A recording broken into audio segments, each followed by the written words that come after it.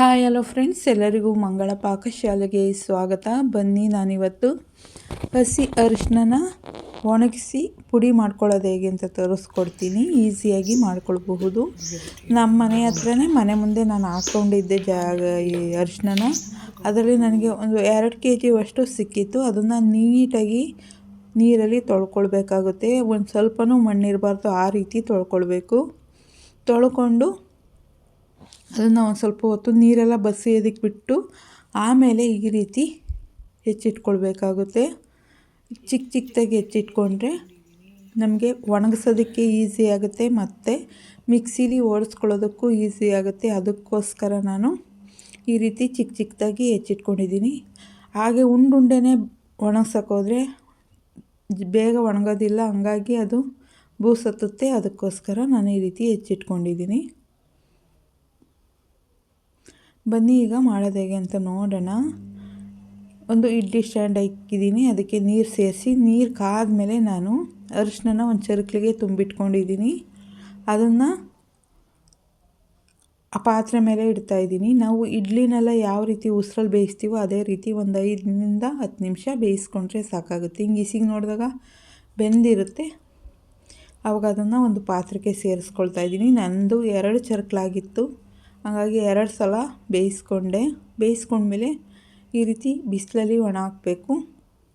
ಒಣ ಹಾಕಿದ್ಮೇಲೆ ಚೆನ್ನಾಗಿ ಒಣಗೋವರೆಗೂ ಬಿಡಬೇಕು. ಒಂದು 2 to 3 ದಿನ ಚೆನ್ನಾಗಿ ಬಿಸಿಲತ್ತಿದ್ರೆ 3 ದಿನದೊಳಗೆ ಒಣಗುತ್ತೆ.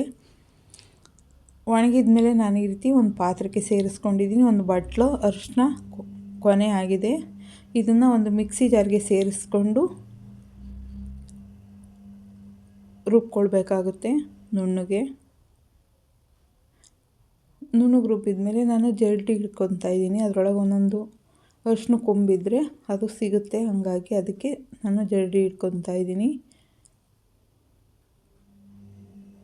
ತುಂಬಾ ಈಸಿ. ಅದು ಅರಿಶಿನ ಕೊಂಬು ಜಾಸ್ತಿ ಬಿಡುತ್ತೆ. ನಾನು ಒಂದೇ ಕೊಂಬು ಹಾಕಿದ್ದು, ಅದಕ್ಕೆ ತುಂಬ ಬಿಟ್ಟಿತ್ತು. ಒಂದು 2 kg ಅಷ್ಟು ಬಿಟ್ಟಿತ್ತು. ಅದು ಬರೋದು ಒಂದು ವರ್ಷದವರೆಗೂ ಅದು ಸಿಗಲ್ಲ. ಒಂದು ವರ್ಷ ಆದಮೇಲೆ ಅದನ್ನು ಕಿತ್ತು ನಾನು ಪುಡಿ ಮಾಡ್ಕೊಂಡಿರೋದು. ಮನೆ ತುಂಬ ಘಮ ಘಮ ಅಂತಿರುತ್ತೆ, ತುಂಬಾ ಚೆನ್ನಾಗಿರುತ್ತೆ. ಈ ರೀತಿ ಜರಡಿ ಇಟ್ಕೊಂಡ್ಮೇಲೆ ಮಿಕ್ಕಿರೋದನ್ನು ತರಿಯಾಗಿರೋದನ್ನು ಮತ್ತೆ ಮಿಕ್ಸಿಗೆ ಕೂಡಿಸ್ಕೊಳ್ಬೇಕು. ಈ ರೀತಿ ನುಣ್ಣಗಲೇ ಬರುತ್ತೆ. ಈ ರೀತಿ ಹಸಿ ಅರಿಶಿನ ಒಣಗಿಸಿ ಪುಡಿ ಮಾಡ್ಕೊಳ್ಬಹುದು. ಘಮ ಘಮ ಅಂತ ಇದೆ, ಅಷ್ಟು ಚೆನ್ನಾಗಿ ಬಂದಿದೆ.